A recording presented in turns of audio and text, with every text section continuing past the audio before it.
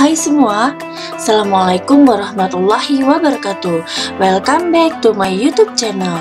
Pada video ini, saya akan membahas soal-soal persiapan tes PPPK atau P3K atau ASN ya, tentunya yang sesuai dengan kisi-kisi seri guru belajar Kemdikbud. Jangan lupa subscribe-nya ya, ditunggu, like, share, and comment. Bunyikan lonceng apabila Anda akan mendapatkan notifikasi dari video-video terbaru saya. Dengan subscribe, share, like, and comment, berarti Anda telah mendukung channel pendidikan di Indonesia pada era digital ini.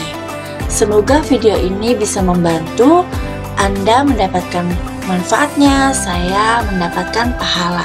Terima kasih. Pada video ini akan kita bahas Kamus Kompetensi Sosial Kultural level 4. Mendaya gunakan perbedaan secara konstruktif dan kreatif untuk meningkatkan efektivitas organisasi. Poin 4.1 indikator 4.1 menginisiasi dan mempresentasikan pemerintah di lingkungan kerja dan masyarakat untuk senantiasa menjaga persatuan dan kesatuan dalam keberagaman dan menerima segala bentuk perbedaan dalam kehidupan bermasyarakat. Yang indikator 4.2 mampu mendayagunakan perbedaan latar belakang, agama, atau kepercayaan, suku, gender, sosial ekonomi, preferensi politik untuk mencapai kelancaran pencapaian tujuan organisasi. Indikator 4.3 mampu membuat program yang mengakomodasi perbedaan latar belakang, agama, kepercayaan, suku, gender, sosial ekonomi, preferensi politik. Baik, kita lihat soalnya seperti apa. Soal nomor 13. Suatu negara mengizinkan rakyatnya untuk menyampaikan pendapat, opini, maupun fakta. Selama hal yang disampaikan tidak melanggar peraturan yang berlaku, opini yang sebaiknya tidak disampaikan adalah opini yang A. Berbagai hal yang dapat menyinggung perasaan orang lain. B. Berbagai hal yang mengancam keutuhan kelompok. C. Berbagai hal yang bertemakan sara. D. Opini yang mengandung unsur dendam pribadi. Yang E. Opini yang berusaha menghadirkan suasana humoris. Pada soal ini termasuk level berapa dan kategori berapa? Coba kita lihat. Kita lihat di 4.1 ya. Ini adalah indikator yang sesuai dengan soal nomor 13. Menginisiasi dan mempresentasikan pemerintah di lingkungan kerja masyarakat untuk senantiasa menjaga persatuan dan kesatuan. Ini ya. Persatuan dan kesatuan dalam keberagaman dan menerima segala bentuk perbedaan dalam kehidupan masyarakat. Yang perlu digarisbawahi atau dilingkari adalah ini ya, persatuan dan kesatuan. Mari kita lihat soalnya. Yang pertama, berbagai hal yang dapat menyinggung perasaan orang lain, berbagai hal yang mengancam keutuhan kelompok, berbagai hal yang bertemakan sara. Nah, ini poin yang paling besar ya. Ini poin yang paling besar, sara. Lalu yang di bawahnya sara itu adalah keutuhan kelompok. Terus setelah keutuhan kelompok perasaan orang lain, kalau D dan E ini adalah bersifat pribadi ya. Jadi yang paling besar poinnya adalah yang C, berbagai hal yang bertemakan sara ya. Ini yang paling besar ya. Yang kedua, berbagai hal yang mengancam keutuhan kelompok. Dan yang ketiga adalah berbagai hal yang dapat menyinggung perasaan orang lain. Orang lain itu kan banyak juga, kelompok juga banyak, tapi paling banyak itu adalah sara. Ya. Jadi nomor 13 jawabannya adalah C. Soal nomor 14, atasan Anda menugaskan Anda membuat sebuah tim untuk menyelesaikan sebuah masalah pekerjaan di kantor Anda. Tetapi di kantor Anda terdiri dari orang-orang dari latar belakang suku yang berbeda dengan Anda. Bagaimana sikap Anda? Yang pertama, membuat sebuah kelompok yang solid dari orang-orang yang sepahaman dengan saya karena kekompakan itu penting. Yang kedua, memilih orang-orang dari berbagai latar belakang agar tidak ada kecemburuan sosial. Yang ketiga atau yang C, memilih orang-orang dari berbagai latar belakang yang berbeda agar memperoleh berbagai macam saran dan masukan. Yang D, membuka kesempatan bagi siapapun yang memiliki kemauan dan kemampuan bekerja tim. Yang E, membuka kesempatan bagi siapapun yang memiliki kemampuan dan kemampuan bekerja tim tanpa membedakan latar belakang. Baik, kita lihat kamus kompetensi sosial kulturalnya. Ini termasuk kategori indikator 4.2, yaitu mampu mendayagunakan perbedaan latar belakang. Ya, mendayagunakan perbedaan latar belakang agama, kepercayaan, suku, gender, sosial ekonomi, preferensi politik untuk mencapai kelancaran pencapaian tujuan organisasi. Ya, ini jadi soal ini adalah 4.2. Baik, kita lihat di sini yang A itu membuat sebuah kelompok yang solid dari orang sepahaman. Berarti ini tidak mendayagunakan ya perbedaan latar belakang. Berarti ini poinnya paling rendah. Memiliki orang-orang dari latar belakang agar tidak ada kecemburuan sosial. Nah, ini juga tidak menyelesaikan masalah ya. Poinnya rendah, belum tepat. Yang C, memilih orang-orang dari berbagai. Nah, yang paling sama itu adalah C, D, dan E. Nah, dari C, D, dan E ini mana yang paling tinggi skornya ya? Kalau yang C memilih orang-orang dari berbagai latar belakang yang berbeda agar memperoleh berbagai macam saran dan masukan. Kalau ini kan memilih ya, memilih, jadi tidak mendayagunakan perbedaan latar belakang juga di sini, berarti poinnya kurang. Lalu membuka kesempatan bagi siapapun. Nah, ini yang terbesar D dan E. Untuk D dan E yang paling besar adalah yang E ya. Karena di sini selain membuka kesempatan bagi siapapun memiliki kemampuan kerja tanpa membedakan latar belakang ya. Berarti poin yang paling tinggi adalah yang E. Membuka kesempatan bagi siapapun yang memiliki kemampuan dan kemauan dan kemampuan bekerja tim tanpa membedakan latar belakang. Pada level 5 masih di kamus kompetensi sosial kultural, wakil pemerintahan untuk membangun hubungan sosial psikologis.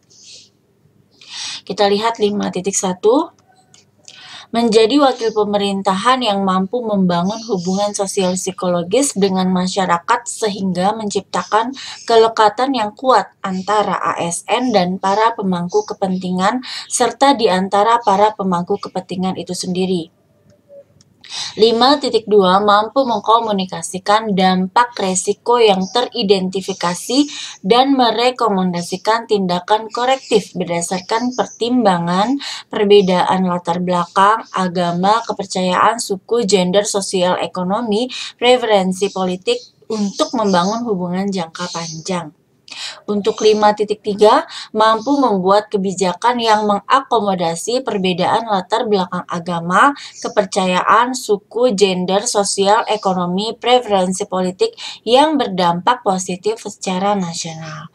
Baik, kita lihat soalnya seperti apa untuk level 5. Soal nomor 15, suatu hari Anda pergi ke suatu daerah yang di sana ada sebuah kebudayaan di mana salah satu ritualnya adalah kuping diberikan gelang berat, sehingga panjang dan leher diberikan gelang berat sebanyak yang dia mampu supaya memiliki leher panjang bagi perempuan dan dianggap cantik.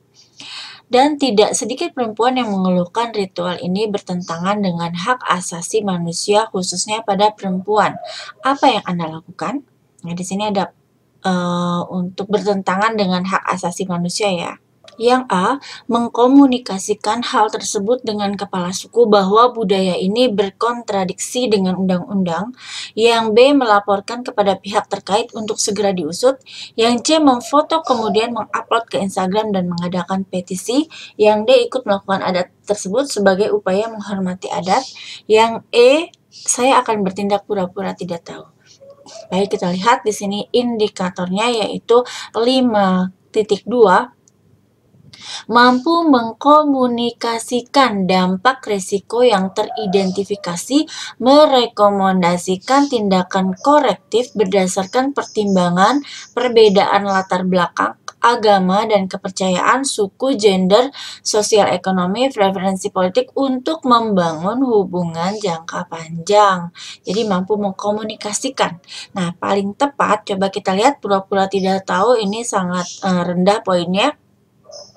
Ikut melakukan adat, ya kalau tidak sesuai dengan HAM berarti ini nggak boleh ya, berarti harus sesuai dengan tidak boleh melanggar HAM ya. Jadi ini poinnya juga rendah. Memfoto kemudian mengupload, ini poinnya rendah. Lah, melaporkan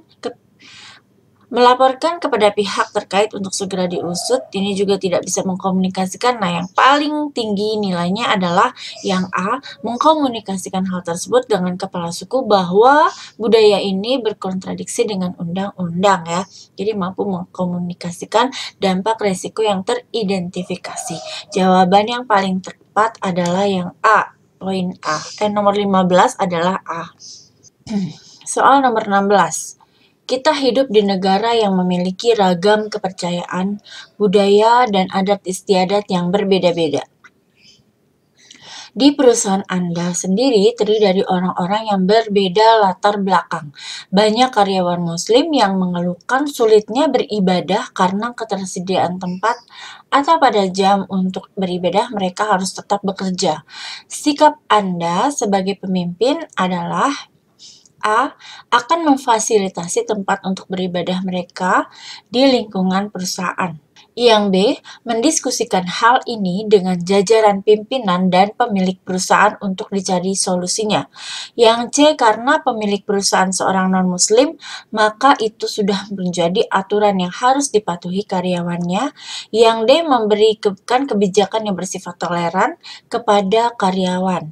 Yang E, bersifat toleran dan menyediakan semua fasilitas mudah semua karyawan ya dengan mudah.